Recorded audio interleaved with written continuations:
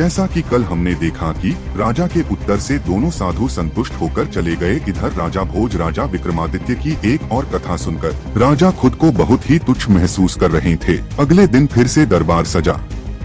राजा भोज फिर से उस सिंहासन पर विराजने के लिए आए, पर एक बार फिर एक दिव्य प्रकाश के साथ एक और चमत्कारी पुतली तारमती सिंहासन से प्रकट हुई और हमेशा की तरह राजा भोज को सिंहासन पर बैठने से मना करते हुए उन्हें राजा विक्रमादित्य का एक और किस्सा सुनाना प्रारंभ कर दिया। एक धूर्त तांत्रिक का किस्सा जो हर रोज एक सुंदर कन्या के साथ गंदे काम करता था। दरअसल उस तांत्रिक ने उस खूबसूरत कन्या को अपना बंधक बनाकर रखा था। उसके पास जल के 2 कलश थे जिनमें जादुई जल था। तांत्रिक जब बाएं कलश के पानी को जब उस स्त्री पर छिड़कता तो वह एक बंदरिया बन जाती और जब दाएं तरफ रखे कलश के पानी के कुछ छींटे कन्या रूपी उस बंदरिया के ऊपर फेंकता तो वह वापस अपने असली रूप में आ जाती।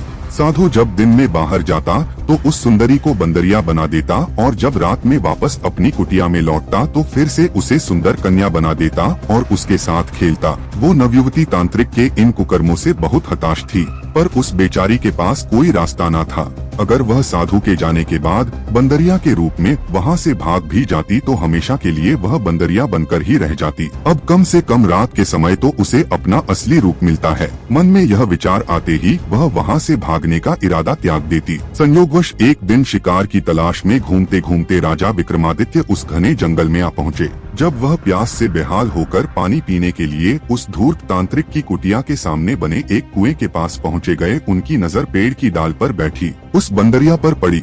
शुरू में तो राजा विक्रमादित्य ने उसे एक साधारण बंदरिया ही समझा, पर राजा विक्रमादित्य को देख उस बंदरिया ने उछल कूद शुरू कर दी। जब राजा विक्रमादित्य ने उसकी यह हरकत देखी तो उस पर गौर किया तो महसूस हुआ जैसे वह बंदरिया अजीब ढंग से उछल कूद करते हुए उनसे कुछ कहना चाहती है। उसकी हरकत देख राजा विक्रमादित्य ने विचार किया कि कुछ तो गड़बड़ है। उन्होंने सारा रहस्य जानने के लिए एक रात वहीं रुकने का निश्चय किया और थोड़ी दूरी पर एकांत सी जगह देखकर घने वृक्षों में अपने घोड़े को छुपा दिया और खुद भी पेड़ की आड़ में छिपकर बैठ गए और अपनी नजर उस कुटिया पर गड़ा ली। जब शाम का समय हुआ तो राजा विक्रमादित्य को एक तांत्रिक आता हुआ दिखाई दिया। वह सीधा कुटिया के द्वार पर गया और उसने बंदरिया को इशारा किया। बंदरिया झट से साधु के पास आ गई। उसने वहाँ रखे दाएं कलश से बंदरिया के ऊपर पानी के छींटे मारे तो वह एक अति सुंदर स्वर्ग की अप्सरा बन गई। तांत्रिक तभी उस अप्सरा को ले कुटिया के अंदर चला गया। सारा माजरा देख राजा विक्रमादित्य की आंखें फटी की फटी रह गई। उन्हें घोर आश्चर्य हो रहा था। उनको उस नजारे पर बिल्कुल भी यकीन नहीं हो रहा था जो उन्होंने अभी चंद क्षणों पहले देखा।